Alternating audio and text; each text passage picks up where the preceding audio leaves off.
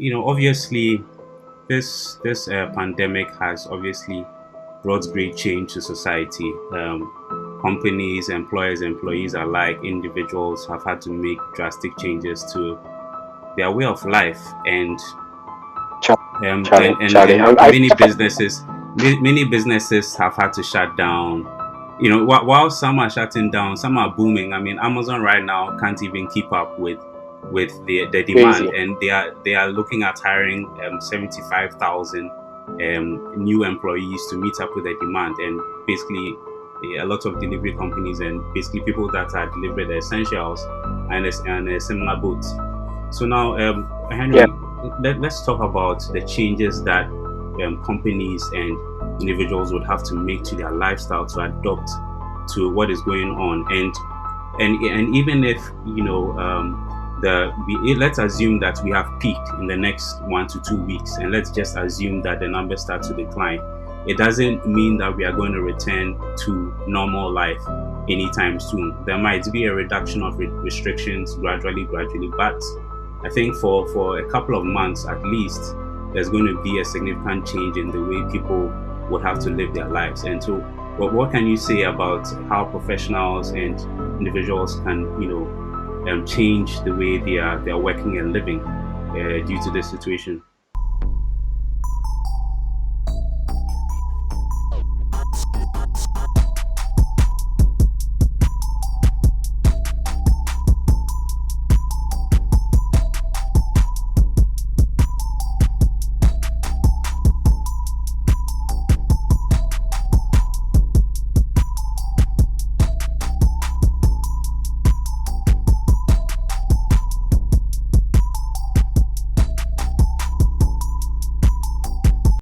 Yeah. So I think that's another conversation that for a bit of a longer time I'd started having with a lot of people. Wherein I was very excited when the curriculum for Ghana, the new curriculum they're trying to introduce, had portions where it starts to tackle technology right from the daycares to the kindergartens, which I think that is actually very good. Because today 3-year-olds can use tablets like they're using what do you call it? Those times we would be on nothing, but today these guys can do a lot. So I think that it's a conversation that we need to be serious about it. Other than that, we're going to have a lot of people lose their jobs. I don't think that people need to lose their jobs necessarily. No, with the invent of AI and big data, augmented reality, all these things that come around us, people still don't need to lose their jobs. I think it comes to the point where people need to start reorienting their mind to upgrading themselves to understanding things about technology. And I think I'll give you this example. I gave my mom a phone, my dad a phone, and my mom basically was always asking me that, so you say you sell clothes and shoes and bags online. How do you do this? Because I don't even see you, with the bags and shoes and anything. You don't have a shop that talks about any of these things. And I just had to just get on the phone, take her through the process gradually, as difficult as it was, and get her to realize that people can make payment and buy things, and all we just need to do is just ship the product to them. It was a simple thing where she now came to understand it. But then, at first, she was just so scared because she thought that my son is just basically in some what do you call it, dubious stuff on the internet. Selling drugs, The right? internet, exactly. But the internet has been a fear for a lot of people. Look, I've been to companies where we were doing installation for them, and they are like, you would meet a boss of a company, and he's so scared to touch the mouse of the mouse on the table. He's scared, so the PC is in front of him, but he's not putting it on. I think that it comes to that point where we the tech people need to start talking about these things vigorously, using every channel that we would be getting. The banks now, all the banks in Ghana today. I wanted to deposit the check, and I had to check for the list of banks that are closed. Now, that's never really going to affect the banking industry, really, because people are transacting using the mobile applications. Okay, at a point, the mobile applications was just becoming a norm. Every bank was just bringing in a mobile Hmm. application, but to a larger extent, it was really a solution that people needed to pay attention to, but people didn't. Now I move money from my mobile money into my bank account into my mobile money. I don't go to the bank again. If I issue a check, then it means I don't really like you. So yeah, if I issue a check, I don't really like you. I just want you to wait for like some 3 days before you're able to clear the check, or just give you some assurance that I'll pay. But relatively, I could pay you instantly. I move money from one bank account into the other account with no charges. And that's the way to go. Now, there's somebody sitting at the teller thinking that she's going to be all bossy to just give me my money, which I'm putting in the bank. So it's a conversation which we need to. Some people will be offended with this conversation. They will not understand why we're talking about. You are there learning AI. Like, I'm sure when you come in, you would actually be pushing your effort into building 2-3 different applications. With your previous experience working in Farmerline, I'm sure if you get hold of Farmerline systems, a lot of people are going to lose their farms, sort of, because you'll be using a lot of technology to the to robots really will be farming for us, right? There's no need for exactly. I have three plots of land that are I've not seen those plots of land before, but I know that I've invested this and I'm getting a plot of land, and then there is onions that are being planted, and so at every sale point in 3 months I am making this amount of money. I don't see the farm. I have never been to the farm, but I can tell you I'm a farmer. Really, because there's somebody who is using technology to guide me, to tell me how much yield he's able to make and how much profit he's going to be able to get at the end of every 3 months just planting onions. You get the point, and that's the way to go. So but then however way it is, you can, if a farmer is using cutlasses and whatever it is to farm, he should be upgrading himself to using trackers or tractors and other things, which gets him more improved version. If you're planting in on the land, and you have to wait till fallow period and come back, whilst there's greenhouse technology, and as a farmer, basic farmer, we can speak to you in basic languages, which you can now set up greenhouse. You're not going to lose your job.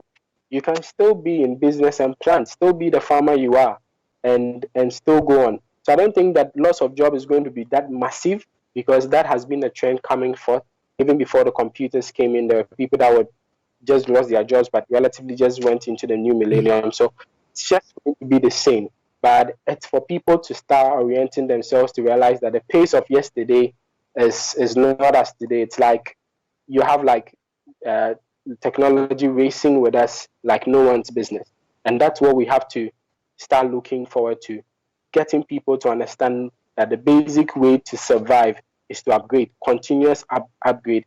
I have been in a lot of groups where all the conversation that's just, so if you get to Twitter, like really just get to Twitter, and you realize that a lot of people on lockdown are either talking about sexual conduct, as to they're just making sexual provocative comment, and all that. The mindset relatively seeks to approach a sex because it's a lockdown.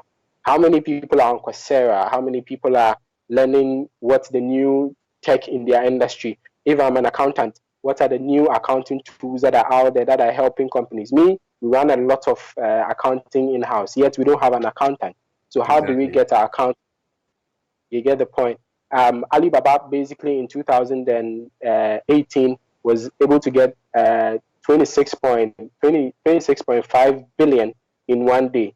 1 day sales, billion, 26 over 20 billion in a day. A day. Now, how do you think they did that accounting? How do you think they did that? There was no accountant sitting on anybody's things processing payment. This is process payment using Alipay, and this Alipay is processing payment all over the world, everything, every day. You get the point. So next time Hubtel is rolling out a solution, if I'm an accountant, I think that I would rather go into a partnership with Hubtel or SlidePay. You get a point. Sorry, I'm mentioning names, but it makes it practical.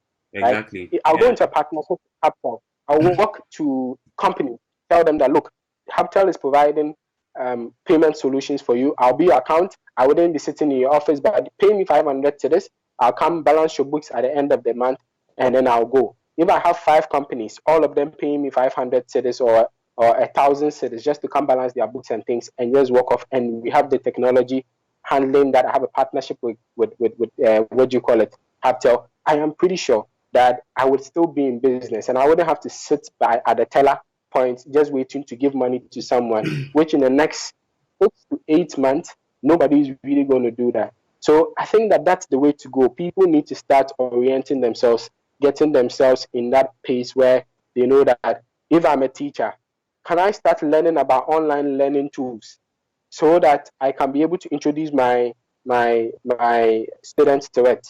If I want to set up I want to be extra classes. Can I get a site that I can do videos of particular topics? Because look, it doesn't make sense teaching trigonometry every day. It doesn't make sense. Whilst I can just teach it once, video myself, put it on a platform, people can just watch it, and then I can only be there to explain things to people. Simple conversation. You get the point. So people don't necessarily need to lose their jobs. They just need to position themselves to look into the future. And I think that that's one thing that Chinese have actually been able to do. They don't do PR. So if you don't hear them talking about their technologies and other things, I keep saying that Chinese can't live in Ghana because the level of technology and advancement in China. If I live in China and I come to Ghana, like the very first time I had to come back to Ghana, it took me like close to like 2 months to really adjust because I realized that there were simple things we could have just been doing. If I'm going to the station, what do you call it, and I'm using an app like Hapto, I keep using that app. Sorry for that. Yeah, That's no more like. Now, if I'm going to the Church station, okay, if I get to Circle, there's a big station there. Now, can we have a simple QR code? That is just by the car. If I just scan, I enter the car. I scan, I enter the car. Is that too difficult? I don't need to wait for the mate to say yes, yes, yes, and be taking coins and things. Mm-hmm. you get the point. I just use an app. MTN has an app now. Vodafone has an app now. All of them are QR code compliant. They can just scan a simple QR code and move into the bus. I don't need to now take money out of my pocket, give it to the mate. Charlie, it's a lot of stress. Yeah. With simple technology where my mother doesn't need to know anything. She just can know that I have 50 cedis in my bank, my mobile money wallet, and I scan and I pay. That is not so difficult when we able to take. So I think that's one thing too that I really like about the Chinese. They do a lot of education, and so all our NCCEs and all this Ministry of Communication and other things should be looking at new ways of communicating technology to the citizenry.